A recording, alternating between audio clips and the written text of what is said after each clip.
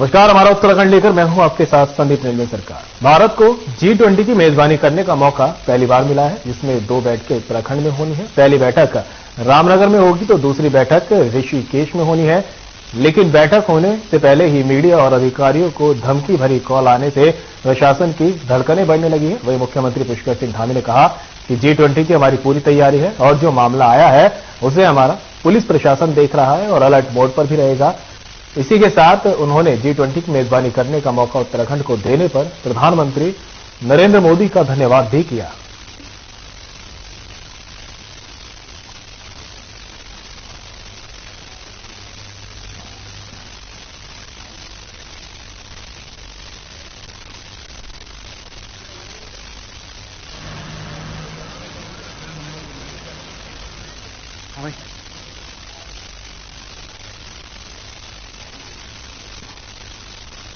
चारधाम यात्रा को लेकर हमारी सभी तैयारियां ऑलमोस्ट इस बार बहुत पहले ही हमने शुरू कर दी है। जो चारधाम की तैयारियां हमारी अंत में आकर होती थी, वो इस बार हमने जनवरी माह से और मैं कहूँ तो नवंबर माह से ही, जैसे ही कपाट बंद हुए थे उसके तुरंत बाद ही हमने करना प्रारंभ कर दिया था।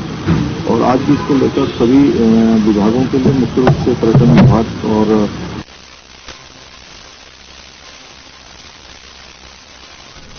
उत्तराखंड यूथ कांग्रेस ने यंग इंडिया के बोल सीजन 3 को लॉन्च किया है। इसके तहत प्रदेश भर से युवाओं का चयन किया जाएगा। इसका उद्देश्य प्रदेश के युवाओं को अपने मन की बात रखने के लिए एक प्लेटफॉर्म देना है। देश भर में कांग्रेस द्वारा चलाए जा रहे यंग इंडिया के बोल सीजन 3 को आज उत्तराखंड में भी लॉन्च किया गया है। वहीं यूथ कांग्रेस के प्रदेश अध्यक्ष सुमित भुल्लर ने कहा कि इसके लिए प्रदेश भर से युवाओं का चयन किया जाएगा, जिसमें से राज्य से चयनित 5 युवाओं को राष्ट्रीय स्तर पर प्रतियोगिता के लिए भेजा जाएगा।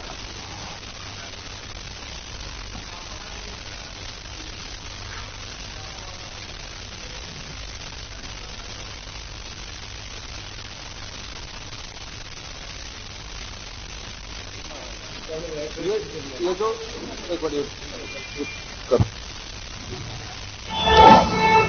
ये यंग इंडिया के बोल सीजन 3 को आज उत्तराखंड में लॉन्च किया गया है और अगले 1 माह तक इसके लिए आवेदन लिए जाएंगे। उसके बाद इसकी स्क्रूटनी होगी, उसके बाद जिला स्तर का कंपटीशन होगा, उसके बाद प्रदेश मुख्यालय में एक डिबेट कंपटीशन आयोजित किया जाएगा। उसके बाद उत्तराखंड से 5 लोग जो होंगे वो राष्ट्रीय जो कंपटीशन होगा, नेशनल कंपटीशन, उसके लिए यहां से जाएंगे और वो वहां पर सहभागिता अपनी। तो 8 लोग ऐसे होते हैं जिनको ऊपर नेशनल लेवल पर भेजा जाता है और इसमें से आप नंबर्स पर बन जाएंगे। व्हाट इज मोर इम्पोर्टेंट कि यंग इंडिया के गोल में जो भारत के सबसे गरीब परिवार का बच्चा है वो भी आता है और अपनी बात रखता है। जिसे स्कॉलरशिप नहीं मिल पाती वो आता है अपनी बात रखता है।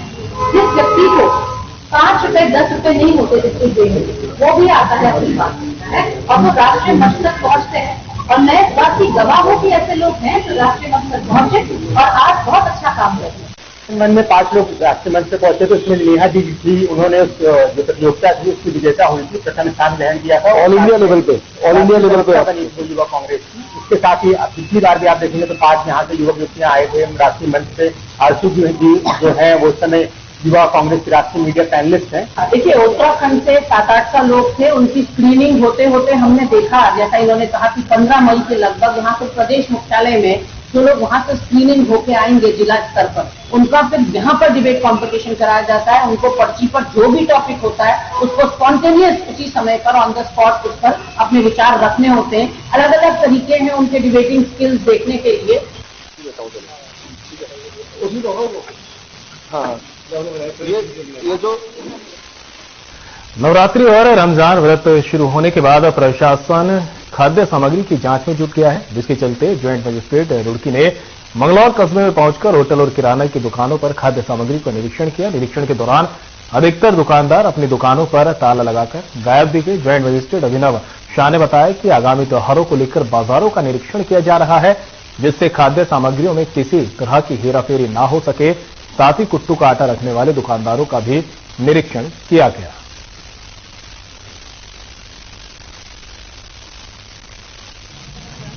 आपको पता है त्योहार सीजन चल रहा है, नवरात्रि भी चल रही है, रमजान भी चल रहे हैं, तो उसी क्रम में हमने देखने आए थे, एक बार टेस्ट भी करने आए थे कि मार्केट में कैसे कैसे सामान मिल रहा है, कोई मिलावटी चीज़ें तो नहीं मिल रही है। जैसे आटा होता है कुट्टू का, वो भी कभी कभी मिलावटी मिलता है, और जो शॉप्स पे और जो मिठाई की शॉप्स हैं उसमें जो मिठाइयाँ मिल रही हैं वो ठीक मिल रही हैं कि नहीं, तो यही देखने हम आए थे।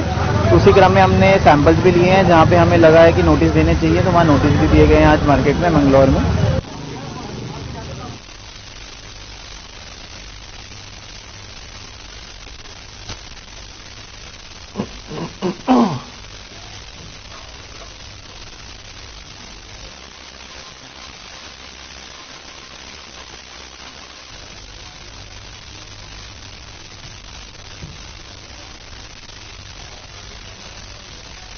रुड़की के आदर्श नगर स्थित श्री गार्डन में अंतर्राष्ट्रीय ध्यान गुरु दीपांकर महाराज की दीक्षा यात्रा कार्यक्रम का आयोजन किया गया। इस आयोजन में दीपांकर महाराज के साथ जूना अखाड़ा के महामंडलेश्वर यतीन्द्रानंद गिरी जी महाराज ने भी शिरकत की। इस दौरान अंतर्राष्ट्रीय ध्यान गुरु स्वामी दीपांकर जी महाराज ने कहा कि उनकी इस दीक्षा यात्रा का मुख्य उद्देश्य कई जातियों में बैठे हिंदुओं को एक करना है, जिन्होंने कहा कि पिछले 124 दिनों से उनकी दीक्षा यात्रा चल रही है और यात्रा के माध्यम से वह हिंदुओं से एकजुट होने की अपील कर रहे हैं। साथ साथ उन्होंने आमजन से नशा मुक्त भारत बनाने की अपील की है। उन्होंने कहा कि जातियों में विभाजित हिंदू समाज को एकत्रित करने के लिए दीक्षा यात्रा निकाली गई है।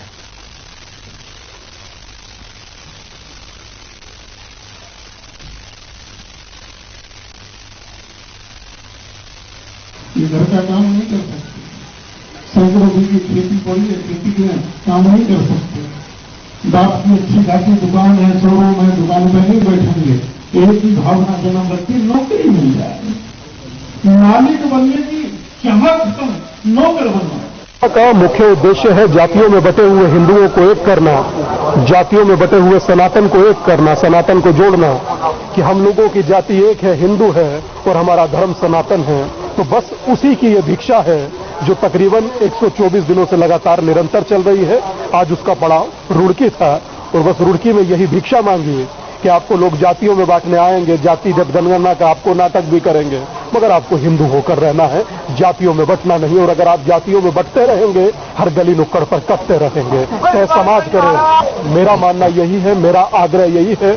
रुड़की वासियों ने मुझे भिक्षा दिया, उसके लिए मैं उनका आभारी रहूंगा। सर्वे भवन्तु सुखिनः, सर्वे सन्तु निरामयाः, सर्वे भद्राणि पश्यन्तु, मा कश्चित् दुर्भाग् भवेत्। आज स्वामी दीपांकर जी महाराज जी की रुड़की में भिक्षा यात्रा रही है और हमारे आचार्य जी के नेतृत्व में ये कार्य बहुत सफल रहा है। सभी ने बढ़ चढ़कर इसमें हिस्सा भी लिया और महाराज जी की जो भिक्षा यात्रा चल रही है कि जातियों में ना बटें और नशा मुक्त रहें। पैसा खर्च कर करके इन बच्चों के साथ अन्याय करते हैं।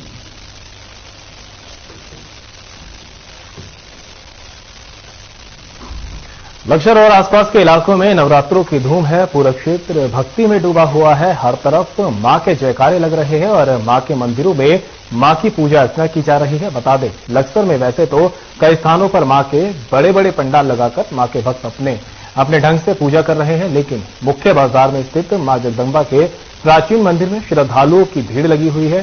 कहते हैं कि मां शक्ति ने सतयुग से लेकर हर युग में देवी देवता और पृथ्वीवासियों के उद्धार के लिए आसुरी शक्तियों का नाश किया है। कहते हैं कि मां की पूजा पाठ करने से प्राणियों के सब दुख दूर हो जाते हैं और नवरात्रों में मां की पूजा का विशेष महत्व है। वहीं भक्तों का कहना है कि जो पूरी श्रद्धा के साथ मां के 9 के 9 व्रतों को रखता है, मां उनकी मनोकामना पूरी करती है।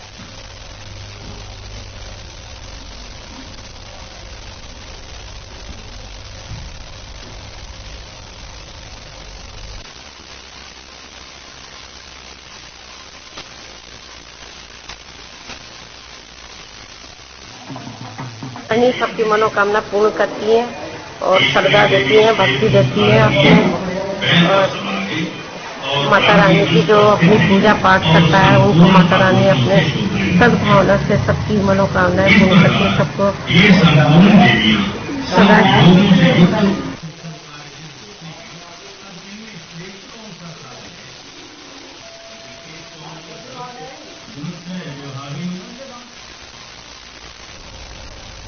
बक्सर की तस्वीर आपको दिखा रहे हैं, जहां पर मां जगदम्बा के मंदिरों में नवरात्रों के दौरान भक्तों की भीड़ देखने को मिली। कहा जाता है कि जो भी नवरात्रों के पावन मौके पर 9 के 9 व्रत रख मां की आराधना करता है, उनकी सभी मनोकामनाएं पूरी होती है।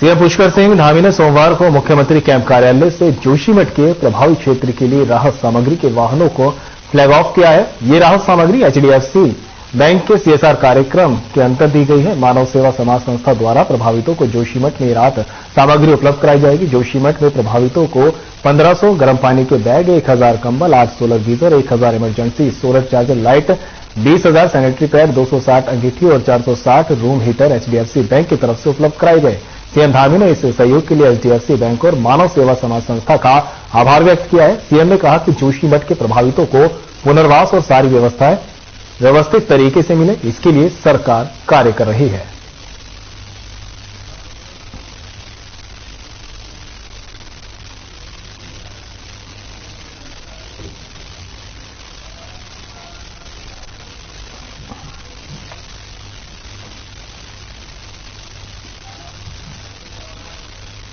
उत्तराखंड में चारधाम यात्रा आगामी 22 अप्रैल से शुरू हो रही है। यात्रा की सभी तैयारियों को अंतिम रूप देने जा रहे हैं। इसी सबके बीच मुख्यमंत्री पुष्कर सिंह धामी ने पर्यटन विभाग के साथ अहम बैठक की और बताया कि चारधाम यात्रा को लेकर काफी पहले से ही तैयारियां शुरू कर दी गई हैं और सुव्यवस्थित यात्रा के लिए सभी प्रयास किए जा रहे हैं। सभी विभागों से लगातार कोऑर्डिनेशन किया जा रहा है। साथ ही चारधाम यात्रा महापंचायत की तमाम आशंकाओं को लेकर कहा कि चारधाम महापंचायत की जो मांग है उसके तहत बाहर से आने वाले लोगों को सभी सुविधाएं मुहैया हो सके, उसी के तहत काम किए जा रहे हैं। साथ ही उन्होंने बताया कि 22 अप्रैल अक्षय तृतीया पर दिन में 12:41 पर यमुनोत्री धाम के कपाट खुलेंगे।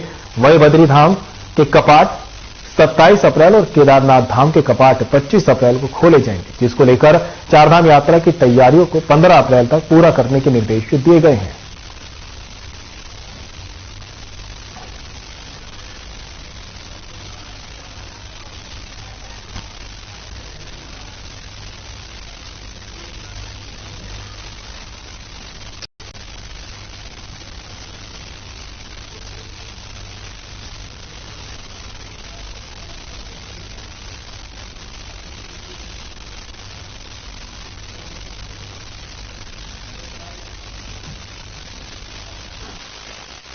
चारधाम यात्रा को लेकर हमारी सभी तैयारियां ऑलमोस्ट इस बार बहुत पहले ही हमने शुरू कर दी है। जो चारधाम की तैयारियां हमारी अंत में आकर होती थी, वो इस बार हमने जनवरी माह से और मैं कहूँ तो नवंबर माह से ही जैसे ही कपाट बंद हुए थे उसके तुरंत बाद ही हमने करना प्रारंभ कर दिया था।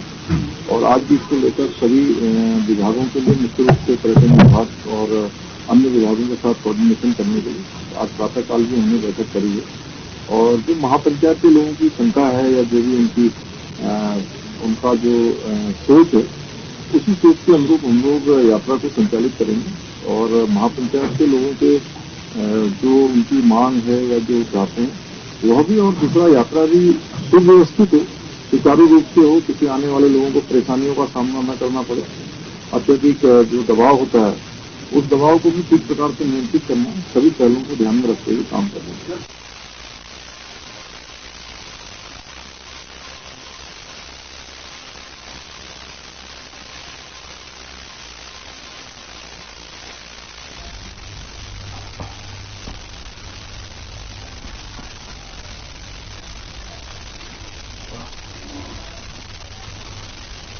जमरानी बांध परियोजना को केंद्रीय वित्त मंत्रालय ने प्रधानमंत्री कृषि सिंचाई योजना में शामिल करने के प्रस्ताव को मंजूरी दे दी है। इस पर मुख्यमंत्री पुष्कर सिंह धामी ने प्रधानमंत्री नरेंद्र मोदी का आभार व्यक्त किया है। उत्तराखंड में महत्वाकांक्षी जमरानी बांध परियोजना अब जल्द ही आकार लेगी। केंद्रीय जल शक्ति मंत्रालय ने पिछले साल इस परियोजना के लिए प्रधानमंत्री कृषि सिंचाई योजना के तहत 2,584 करोड़ रुपए से ज्यादा की स्वीकृति प्रदान की थी। इसमें 90% अंशदान केंद्र सरकार और 10% अंशदान राज्य सरकार को देना होगा। गौरतलब है कि इस परियोजना का खाका 1975 में खींचा गया था। 1981 तक वहां बैराज व नहरों के कार्य हुए, लेकिन बांध का निर्माण नहीं हो पाया था। काफी लंबे समय से ये परियोजना रुकी हुई थी और मैं आदरणीय प्रधानमंत्री जी का धन्यवाद करता हूं कि उन्होंने इसका संज्ञान लिया है और संज्ञान लेकर इसको अब जो औपचारिकताएं हैं वो पूरी हो रही हैं और जल्दी ही इसको पूर्ण स्वीकृति मिल जाएगी और जमरानी बांध निर्माण की दिशा में आगे बढ़ेगा। रामनगर में 28 मार्च से 3 दिनों तक G20 सम्मेलन का आयोजन किया जा रहा है। यह आयोजन 30 मार्च तक चलेगा। इस सम्मेलन में 20 देशों के लोग हिस्सा ले रहे हैं। खालिस्तानी आतंकवादी गुरपतवंत सिंह पन्नू ने इस सम्मेलन से पहले सीएम पुष्कर सिंह धामी को धमकी दी है और कहा कि उत्तराखंड में उनके संगठन के लोगों पर मुकदमे दर्ज हुए तो इसके जिम्मेदार सीएम होंगे। इस मामले में सीएम पुष्कर सिंह धामी ने कहा कि इस प्रकार की जो भी चीजें हैं उसको हमारा प्रशासन देख रहा है। सीएम धामी ने G20 सम्मेलन के लिए प्रधानमंत्री नरेंद्र मोदी का आभार भी जताया और कहा कि इससे हमारा देश और उत्तराखंड राज्य का पूरे विश्व में नाम होगा।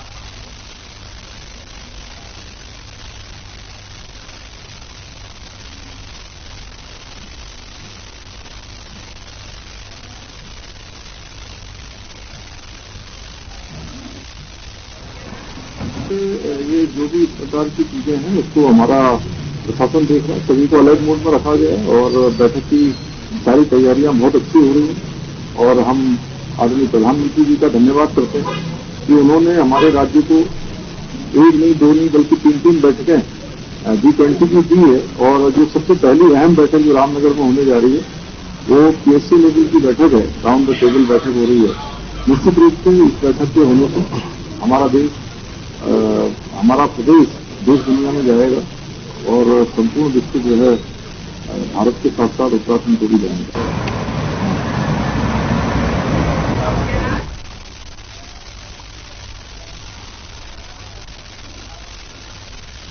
खालिस्तानी नेता गुरपतवंत सिंह पन्नू की फोन कॉल के बाद से उत्तराखंड पुलिस अलर्ट मोड पर है। पुलिस मामले की गहनता से जांच में जुट गई है। उधर DIG STF S A Krishna Raj ने बताया कि फोन कॉल सिर्फ पब्लिसिटी पाने के लिए किया गया था।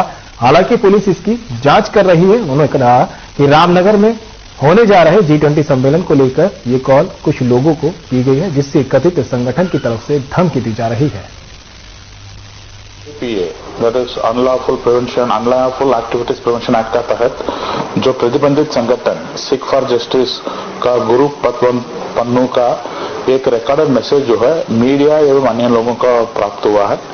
एसटीएफ जो है इसमें जांच कर रही है। ऐसा लगता है कि ये जो है अभी G20 का जो इवेंट होने वाले रामनगर में उसको लेकर एक पब्लिसिटी गेन के लिए ये काम किया जा रहा है और उत्तराखंड पुलिस जो है पूरी तरीके से जो है मुस्तैद है और तथा इस टाइप का लोगों को जो भी मकसद है उसका पूरा होने नहीं देंगे।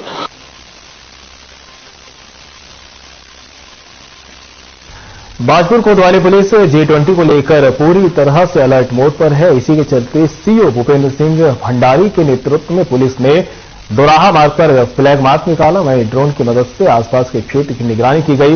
बता दें कि रामनगर में होने वाले G20 सम्मेलन को लेकर पुलिस प्रशासन पूरी तरह अलर्ट बना हुआ है। इसी के चलते बाजपुर सीओ भूपेंद्र सिंह भंडारी के नेतृत्व में कोतवाल प्रवीण सिंह कोश्यारी और पुलिस टीम ने दोराहा मार्ग पर फ्लैग मार्च निकाला, जहां पुलिस ने सड़क किनारे खड़े वाहनों को लोगों से हटाने की बात कही और साथ ही ड्रोन कैमरों की मदद से आसपास के क्षेत्र की निगरानी भी की गई। इस दौरान कोतवाल प्रवीण सिंह कोश्यारी ने बताया कि G20 के लिए चुने गए मार्ग पर पुलिस टीम के साथ फ्लैग मार्च निकाला गया है और लोगों से अपने वाहनों को सड़क किनारे से हटाने की अपील की गई है।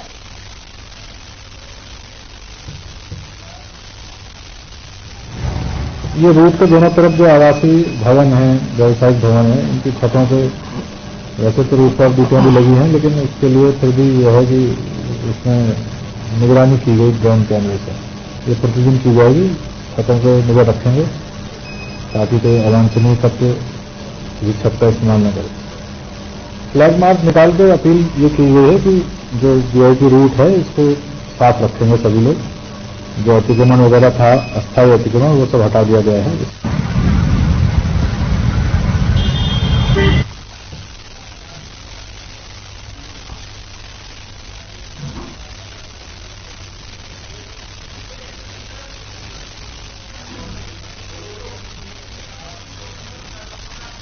रामनगर में 28 से 30 मार्च तक G20 का सम्मेलन होने जा रहा है। ऐसे में प्रशासन पंतनगर एयरपोर्ट से रामनगर तक के रूट पर सौंदर्यीकरण का काम युद्ध स्तर पर कर रहा है, लेकिन सड़क के बीचों बीच लगाए जा रहे फूल और शोभादार पेड़ों को अराजक तत्व चोरी कर रहे हैं। इतना ही नहीं, सड़क किनारे लगाए गए सोलर पैनल पर भी अज्ञात चोरों ने हाथ साफ कर दिया। अब मामले को गंभीरता से लेते हुए जिलाधिकारी के निर्देश पर जनपद पुलिस ने अज्ञातों के खिलाफ मुकदमा दर्ज किया है। जिलाधिकारी युगल किशोर पंत ने बताया कि संबंधित ठेकेदार ने बताया कि सड़क के डिवाइडर में लगाए जा रहे फूल और शोभादार पौधों की चोरी हो गई है, जिसे देखते हुए पुलिस प्रशासन को अज्ञात के खिलाफ मुकदमा दर्ज करने के निर्देश दिए गए हैं।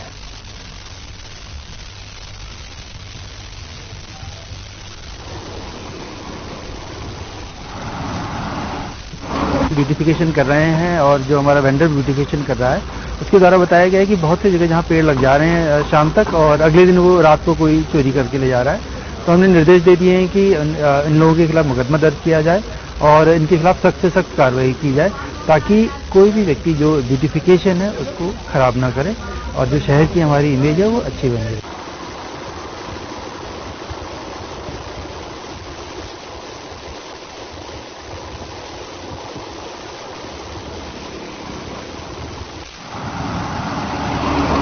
उत्तराखंड के परिवहन मंत्री चंदन रामदास ने बागेश्वर के गरुड़ क्षेत्र की रेखा पांडे से फोन पर बात कर उन्हें शुभकामनाएं दी। रेखा पांडे बागेश्वर जिले के गरुड़ क्षेत्र के भेटा की रहने वाली है। रेखा पिछले 2 महीने से टैक्सी ड्राइवर का काम कर रही है और रानीखेत से हल्द्वानी डेली सर्विस टैक्सी चलाती है। परिवहन मंत्री ने कहा, स्वरोजगार की ओर महिलाओं के बढ़ते कदम के लिए रेखा अपने आप में एक मिसाल है। आपको बता दें कि रेखा पांडे उत्तराखंड की पहली महिला टैक्सी ड्राइवर है। रेखा ने विकट परिस्थितियों में भी हिम्मत नहीं हारी और आज वो सबके लिए एक आदर्श बनी है।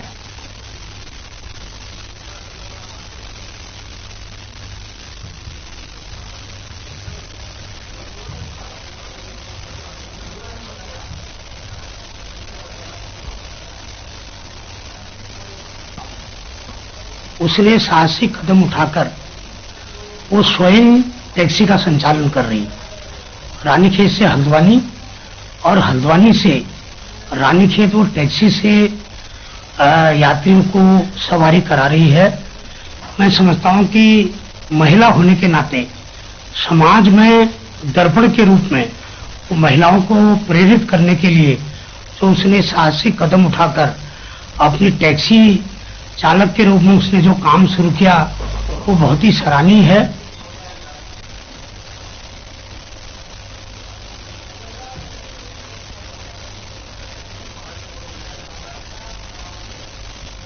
और फिलहाल बुलेटिन में इतना ही, दीजिए इजाजत। नमस्कार।